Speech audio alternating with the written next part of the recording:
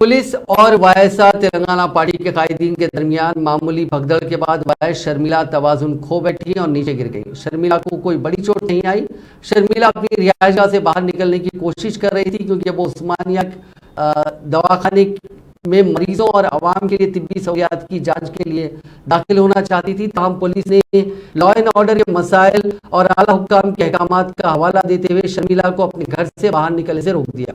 शर्मिला ने पुलिस से सवाल किया कि वो एक सियासी पार्टी की सदर की हैसियत से जाना चाहती है, ये उनका जमहूरियत है। उन्होंने कहा कि वो मीडिया चैनल्स के साथ पार्टी से अकेले दौरे पर जा रही है। उन्होंने कहा कि वहां कोई लॉ एंड ऑर्डर का मसला पैदा होने की बात ही नहीं है। शर्मिला ने पुलिस से सवाल किया कि उन्हें और मीडिया को उस्मानिया हॉस्पिटल में दाखिल होने की इजाजत क्यों नहीं दी जा रही है।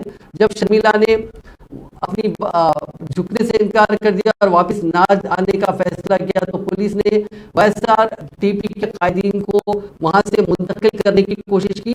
इस दौरान मामूली भगदड़ मच गई। इस वाक़े के बाद मीडिया से बात करते हुए शर्मिला ने कहा कि तेलंगाना के वज़ीर एक डिक्टेटर की तरह काम कर रहे हैं और रियासत तेलंगाना में जमहूरियत नहीं बची है।